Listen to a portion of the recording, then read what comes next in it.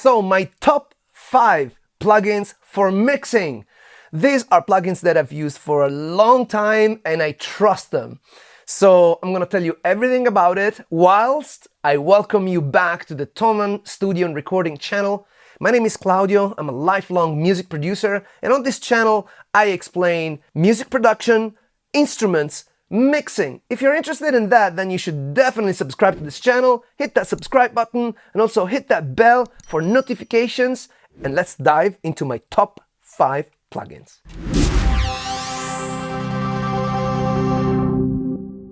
Alright, so here on the screen I've got a track that I have produced earlier. This is something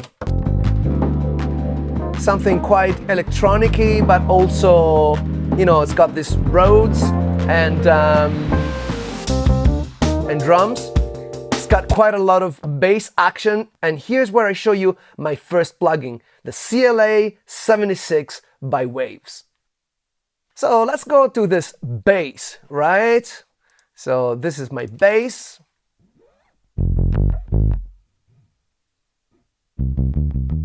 Yeah, I've kind of muted it. Right now I played it like this. Boom, boom, boom, boom, boom.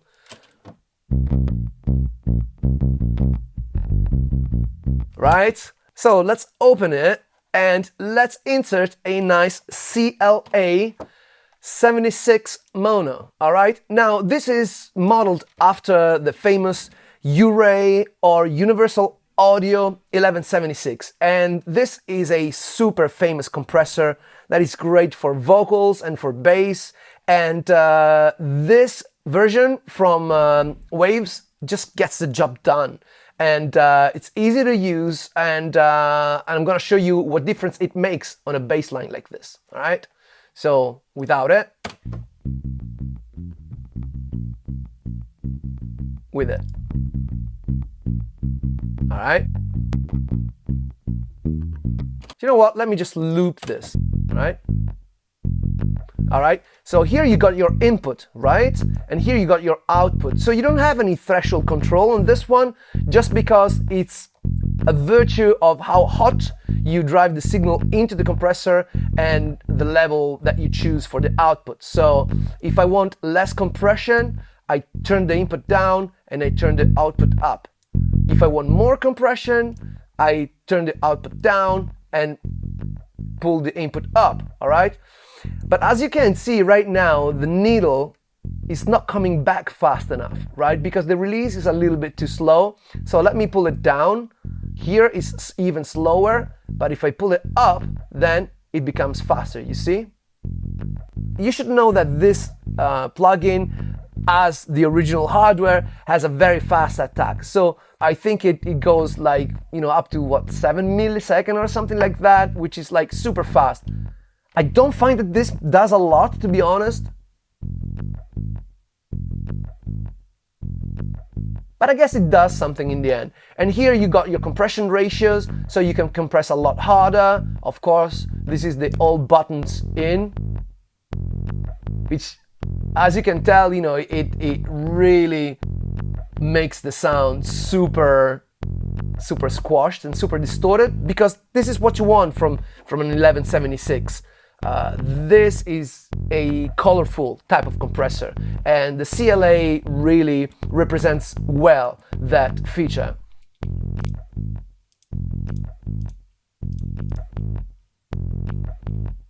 So, you know what? I may try and use it like that. So, without it, with it. Now, come on, that's too much. This is okay, actually. So, without it, with it. See? So, even now, if I play anywhere else, now the sound is nicely packed together, nice and firm. And that's a very good thing for your mix, because you really want your bass to be consistent. Which brings me to the next plugin, which is the AOSIS AirEQ. So the AirEQ is definitely one of those plugins that you can use on a master bus, no problem, because it's really high quality. And the first thing that I'm going to show you is the air control, which I think is marvelous. Check out.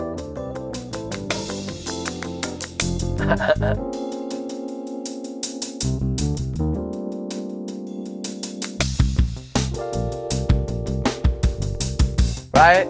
So it makes everything super bright, but without being fake. You know, it's really hard to get plugins that even when you use them drastically, they maintain a level of credibility. And the AirEQ definitely does it super well. And so say for example that you want a little bit more from your mids.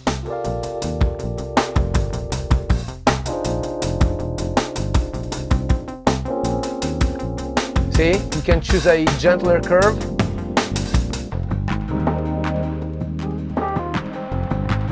It's good, huh? And also you have a character. Here you can go fire or water. See, fire is a lot more pointy. Water is more gentle.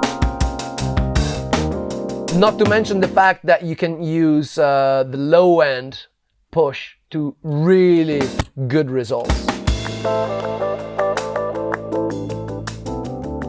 You may want to use headphones for this one.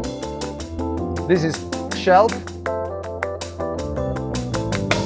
But usually I like to go slightly narrow on bass, just to give that sort of credibility down in the low end.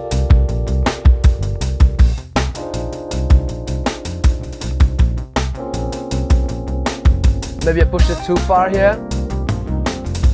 So basically, the difference is between this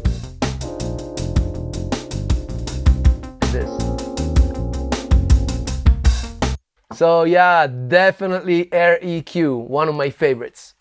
The next one has to be for me the Valhalla reverb. Now I am really picky on reverbs. And the Valhalla Vintage Verb is the one that keeps on giving me satisfaction, and I keep on going to it because it's really hard to get nice, pleasant reverb sounds, and the Valhalla Vintage Verb really does it for me. So let me show you. So where are we gonna use it? Let me mute it for everything else so that we can just focus in on one sound. Yeah. So how about we put it on, you know, some synthesizers, because of course reverb sounds amazing on synthesizers, right? So I'm gonna use it on the Rhodes. Here I got my group for the 3 tracks of Rhodes. So let's just listen to it.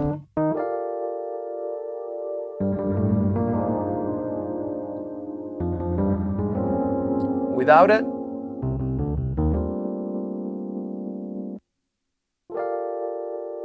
With it.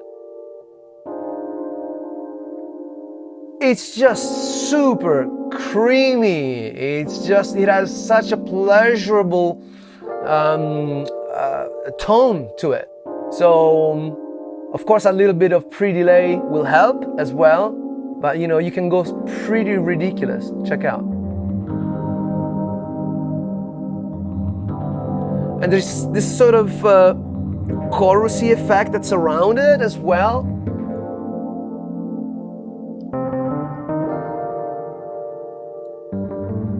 You know, just concert hall is great, bright hall. My favorite one is the concert plate, you know, concert hall. It just gets the job done every single time. So let's try to use the Valhalla with more reasonable settings, say something like 2 seconds and 74 length, and then let's try just the right balance, yeah?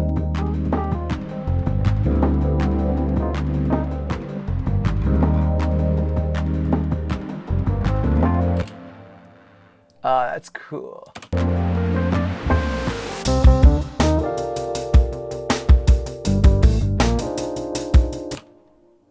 Perfect. The next plugin is Abbey Road Vinyl. Now this one I often use on the master bus, but also I use it on Rhodes, on bass, on piano, on vocals. Every time I need a little bit of that vinyl flavor to it, this is one of the best. So There you go, Vinyl by Abbey Road stereo. So you see, this is how it looks. So let's listen to it, okay? So you can choose print or lacquer. You can choose different turntables and different cartridges. All right, then you can obviously add crackle, which I'm not a big fan of. I remove this. Usually there is noise, which I don't need either. I tend to avoid. These are clicks, which, you know, again, I don't think we need clicks. So usually this stuff I don't use, but what I like is the texture. So you can also go in overdrive if you want. So usually the reason why I do this is because it lets me really understand the real colors of each of these functions. Check out. So if I go drive like this, yeah, then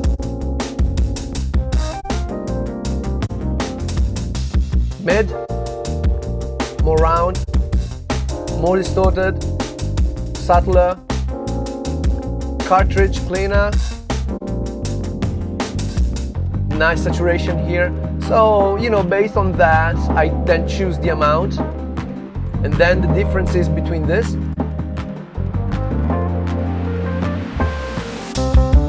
and this.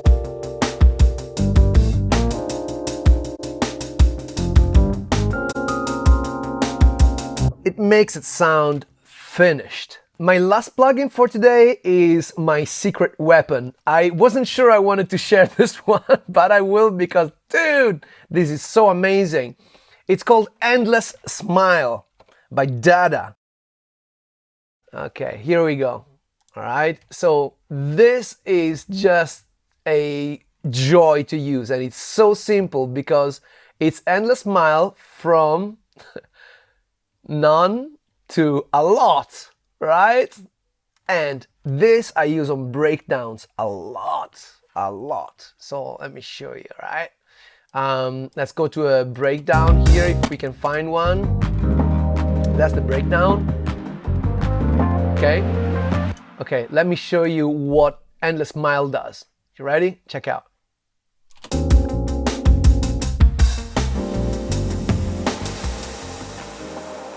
It's a combination filter reverb, but it does it in a way.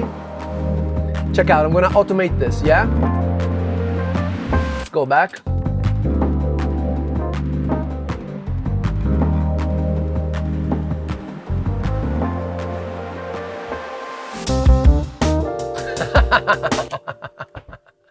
Yeah, let's see this in action again, all right?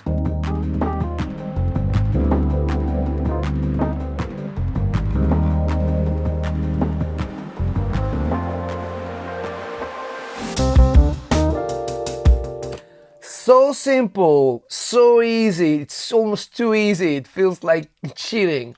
So yeah, this is one of my secret weapons and I love this little guy. What are your favorite plugins? Have you got any? Why don't you please let me know here in the comments below, and maybe I might look into them in one of the upcoming episodes. I hope you're doing super well, being inspired and making great music. I will see you next time.